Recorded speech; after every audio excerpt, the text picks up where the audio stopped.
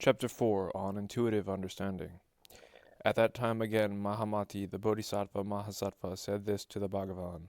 Pray tell me, Bhagavan, about the state of perfect tranquilization, Nirodha, and its further development as attained by all the Bodhisattvas, Shravakas, and Pratyekabuddhas.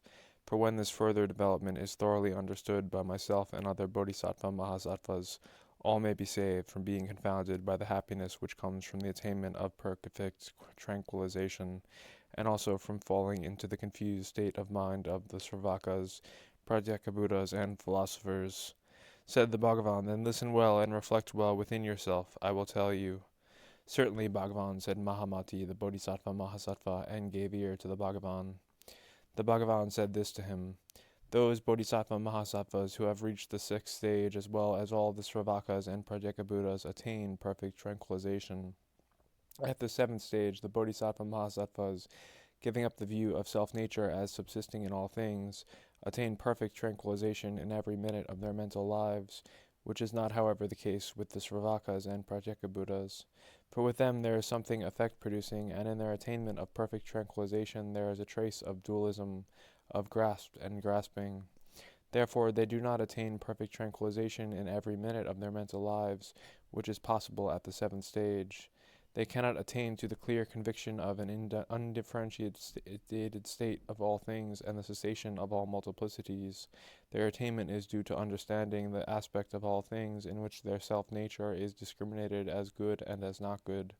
Therefore, until the seventh stage, there is not a well-established attainment of tranquilization in every minute of their mental lives. Mahamati, at the eighth stage, the Bodhisattva Mahasattvas, Sravakas, and Pratyekabuddhas cease cherishing discriminative ideas that arise from the Shita, Manas, and Mana Vijnana. From the first stage up to the sixth, they perceive that the triple world is no more than the Shita, Manas, and Mana Vijnana, that as it is born of a discriminating mind, there is no ego soul and what belongs to it, and that there is no falling into the multitudinousness of external objects except through the discrimination of mind itself.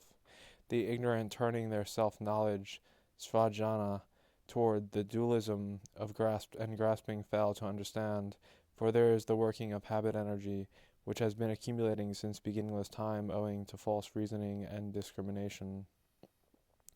Mahamati, at the eighth stage, there is nirvana for the Sravakas and Pratyekabuddhas and Bodhisattvas, but the Bodhisattvas are kept away by the power of all the Buddhas from being intoxicated by the bliss of the Samadhi, and thereby they will not enter into nirvana. When the stage of Tathagatahood is not fulfilled, there would be the cessation of all doings, and if Bodhisattvas were not supported by the Buddhas, the Tathagata family would become extinct. Therefore the Buddhas, the Bhagavans, point out the virtues of Buddhahood which are beyond conception. Therefore the Bodhisattvas do not enter into nirvana, but the Sravakas and Pratyekabuddhas, engrossed in the bliss of the Samadhis, therein cherish the thought of nirvana. At the seventh stage, Mahamati, the Bodhisattva properly examines into the nature of the Shita, Manas, and Mana Vijnana. He examines into subjects as ego soul and what belongs to it, grasp and grasping, the egolessness of persons and things, rising and disappearing, individuality and generality. He skillfully ascertains the fourfold logical analysis. He enjoys the bliss of self-mastery. He enters successively upon the stages. He knows the differences obtaining in the various elements of enlightenment.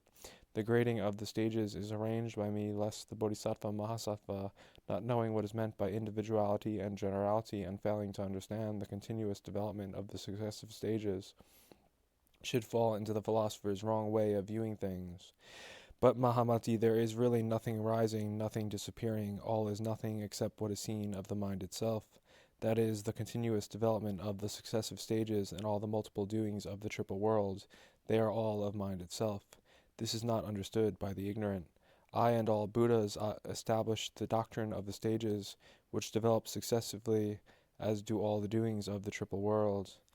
Further, Mahamati, the Sravakas and Pratyekabuddhas at the eighth stage of bodhisattvahood are so intoxicated with the happiness that comes from the attainment of perfect tranquilization, and failing to understand fully that there is nothing in the world but what is seen of the mind itself, they are thus unable to overcome the hindrances and habit energy growing out of their notions of generality and individuality, and adhering to the egolessness of persons and things and cherishing views arising therefrom. They have the discriminating idea and knowledge of nirvana, which is not that of the truth of absolute solitude. Mahamati, when the bodhisattvas face and perceive the happiness of the samadhi of perfect tranquilization, they are moved with the feeling of love and sympathy owing to their original vows, and they become aware of the part they are to perform as regards the 10 inexhaustible vows. Thus they do not enter nirvana, but the fact is that they are already in nirvana, because in them there is no rising of discrimination. With them the discrimination of grasp and grasping no more takes place, as they now recognize that there is nothing in the world but what is seen of the mind itself. They have done away with the thought of discrimination concerning all things. They have abandoned adhering to and discriminating about such notions as the sita, manas, and manavijnana, and external objects and self-nature. However, they have not given up the things promoting the cause of Buddhism, because of their attainment of the inner insight which belongs to the stage of Tathagatahood.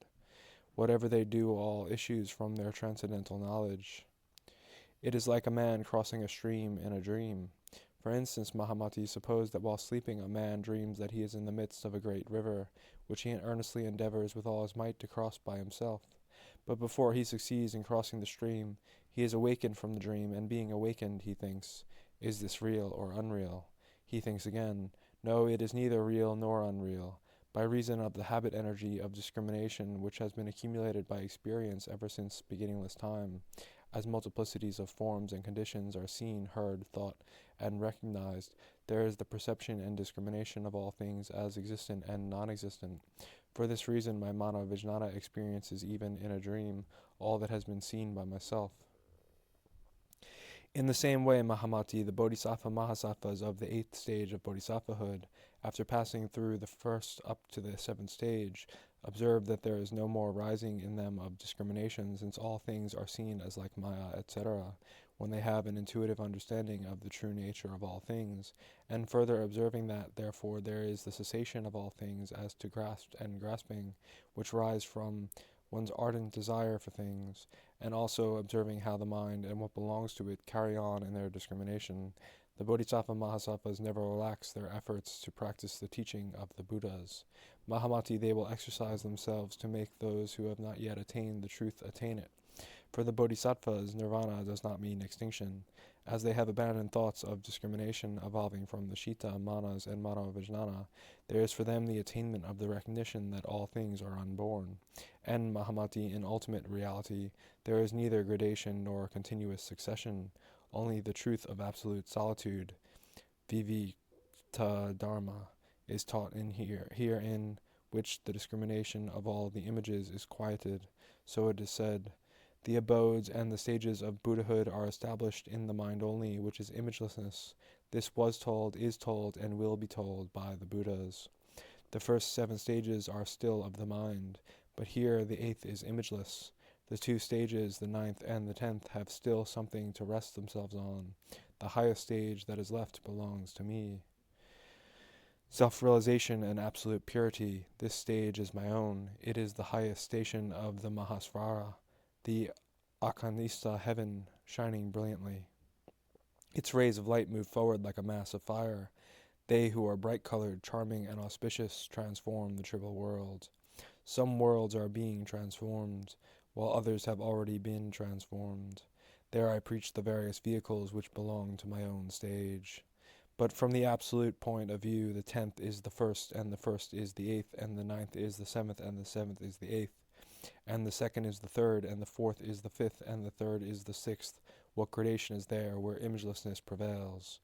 End of chapter 4.